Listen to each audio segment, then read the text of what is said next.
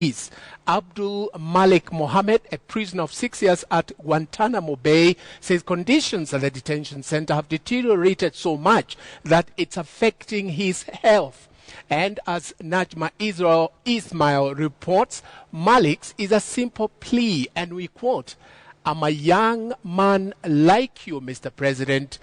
Do not forsake me." End of quote.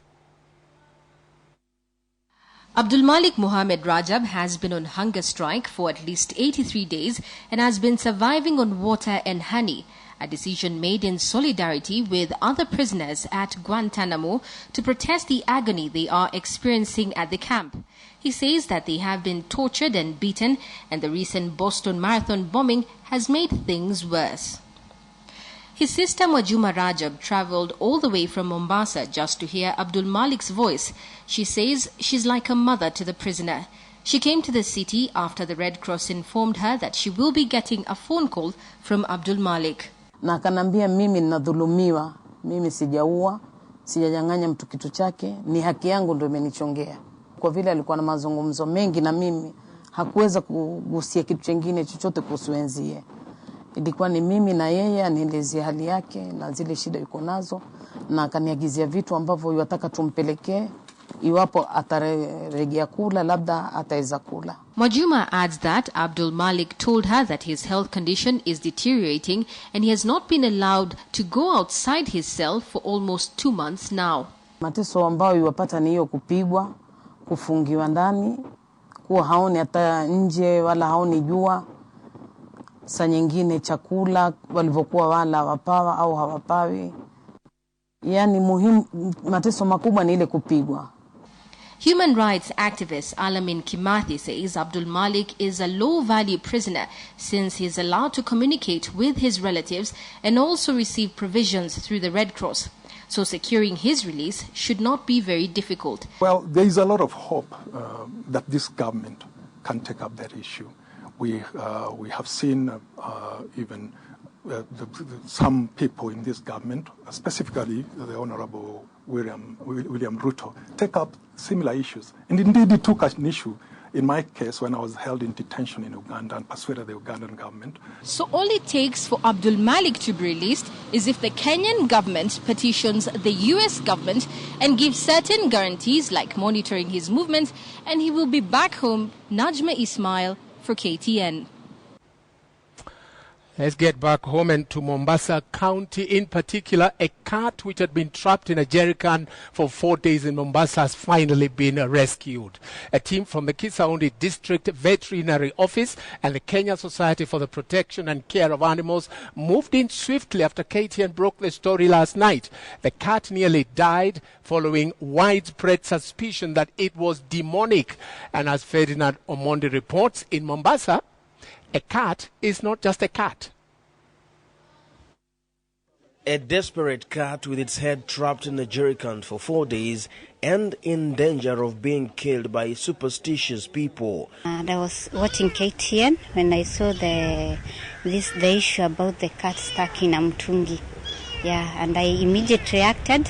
Together with KSPCA, we went and rescued the cat.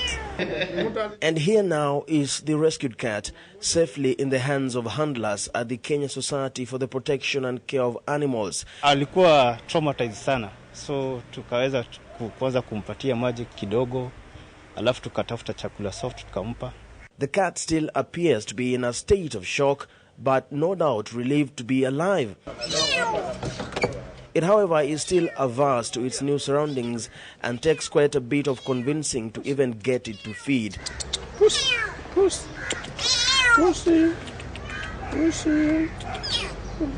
Very good, very good.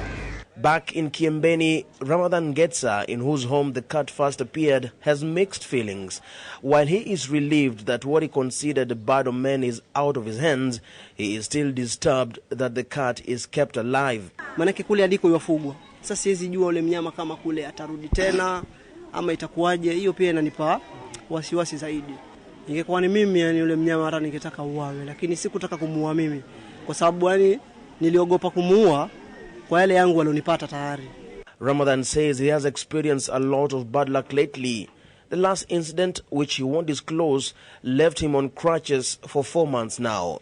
Now throw in a cat which appears out of the blue to get trapped in his home, and you have a very worried man. Lakini mimi nikiangalia zaidi, mimi sioni kama ni kweli ni paka. As you can see, it's a normal cat. There's nothing demonic. It's even crying out like a cat. Cats in Mombasa are considered villains because some indigenous people associate them with witchcraft or jinni. Kukawa na paka ambaye amesakama ndani ya nyumba, na ikawa yule paka, yani ukimwangalia si kama paka, kwa shauri alikuwa ni mkubwa sana na haelekeleki, na kila anapojaribu kuvutwa yeye alikuwa akijisukumiza ndani. Na baada hapo alipokuja akapata nafasi kuchoporoka, alichoporoka na watu wakamfukuza mpaka ile nyumba aliyokwenda akaingia. Na hiyo nyumba kwenda kuingia, siku ya pili yake pakafa mama mtu mzima hapo. Sasa watu wakasema yule paka alikuwa ni yule nyanya. Kuhusisha paka na ushirikina hapa Mombasa iko sana na inafanya wanyama wengi sana kuteseka. At least 140 such cats have found a home in KSPCA, where they now live in comfort and at peace, even with the dogs. But many of them have a story to tell, judging from their physical features. KSPCA says its biggest challenge now is to create awareness among the locals to regard the cats as they are, just cats. It's been a harrowing 4 days for these cats, but finally it can taste freedom, in a manner of speaking. It still appears flustered, hence the excessive noise. But the doctors say that as soon as it has familiarized with the new surroundings, it shall be let loose to join with the others. But as the cat chapter closed in Kiembeni, another one opened in Bombolulu. This time, a 3-legged chicken was discovered among other broilers. The neighbors have created quite a buzz about it. It is also a first for Mama Nancy Mwangi, a chicken farmer of 5 years. Mimi sichukuli kama ni ako tofauti na wengine, mimi nachukulia tu kwa kawaida, kama ni kuuza nitamuuza, kama ni kumla nitamla. Ferdinand Mondi, KTN, Mombasa. Well, I wonder what's happening at Mombasa County. You know, a cat gets stuck in a bucket, a 3-legged chicken. Anyway, it's so good that cat was rescued at last. Now let's go to James Smart in our other studio to give us a sneak preview of your live wire tonight. James.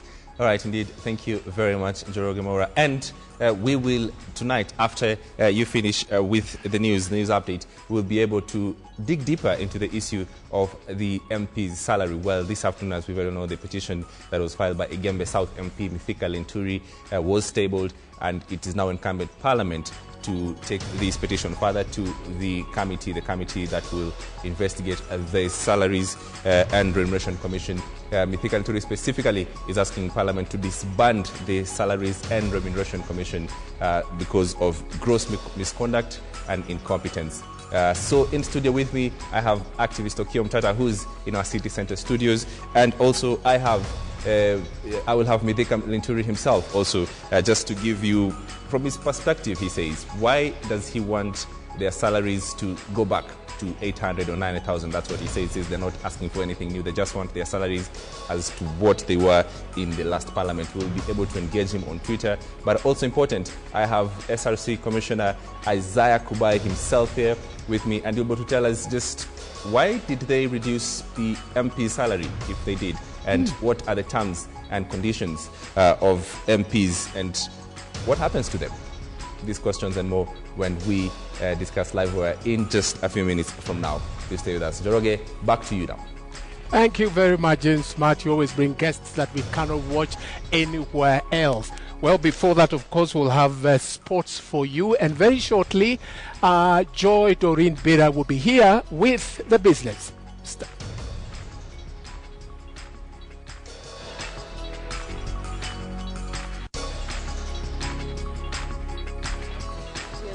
Today it's a busy rugby weekend. Our boys are in Scotland for the Scotland leg, and of course the Bamburi Rugby Super Series is